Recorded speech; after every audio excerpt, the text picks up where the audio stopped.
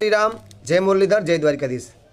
मित्रों, आ विडियो हवे पूरो जोजो कि आंबेडकरजीए शुं कीधुं अने पाछळनी अंग्रेजोनी औलाद ने पाकिस्तानीनी औलाद शुं कहे छे।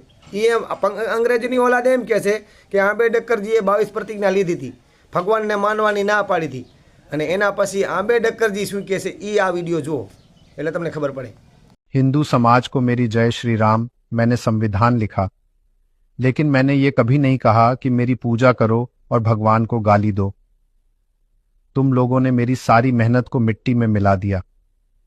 मैं तो खुद श्री कृष्ण जी का भक्त था। आंबेडकरजी, आपनी बात बिल्कुल साची छे।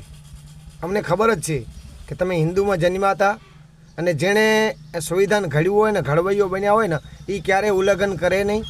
पण मने ई नथी समजातुं कि अंग्रेजोनी पैदा, अंग्रेजोनी औलाद अने आतंकवादीओनी औलादने कोण आवुं भ्रमમાં नाखे छे। 22 प्रतिज्ञाओ लीधी थी अने रामने भगवानने मानवानी ना पाड़ी थी। आ अमने समजाई रहेतुं नथी। तमारा उपर कीचड़ उडाड़े छे, धर्मनो विरोध करीने धर्मने गाळो बोले छे, एवा आतंकवादीओने समजाववा माटे फरीथी अवतार लईने आववानी तमारे जरूर छे।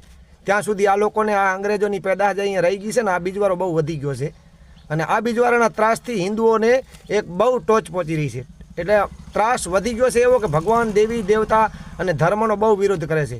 અને એમાં પાછા મુસ્લિમ ધર્મનો ક્યારે નહીં હો, કારણ કે એમનાથી તો બીક જ છે, એમને ખબર જ છે। અને હિન્દુ ધર્મમાં આમ 18મી કોમ છે અને દરબારીનો 5મો ભાઈ છે। એટલે 5મા ભાઈ તરીકે એને થોડોક પાવરે છે કે અમે નાનો ભાઈ છીએ ને તમને કાંઈ કરશે નહીં। પણ અમને ખબર જ છે કે સંવિધાનનો ઘડવૈયો ક્યારેય ખોટું કરે નહીં, કર્યું નહોતું। અને તમે જે કહેશો એ અમારે તો તમે કોઈ અત્યારે માની જ લેવાનું છે કે બાબા સાહેબ હિન્દુના હતા પણ પ્રતિજ્ઞા લીધી હતી, પણ પ્રતિજ્ઞા લીધી કે ના લીધી એ કોઈ સાબિત પુરાવો એમની જોડે છે નહીં, પણ અફવાને ડર ફેલાવે છે। તો આ સાચું હતું કે આંબેડકરજીએ આપણને બતાવ્યું કે હું હિન્દુ હતો, રામને ભગવાન કૃષ્ણને માનતો હતો અને કૃષ્ણનો ભક્ત હતો, પણ આ લોકો અંગ્રેજોની પેદાશને સમજાતું નથી। એના માટે થઈને ખાસ આ વિડીયો મોકલું છું।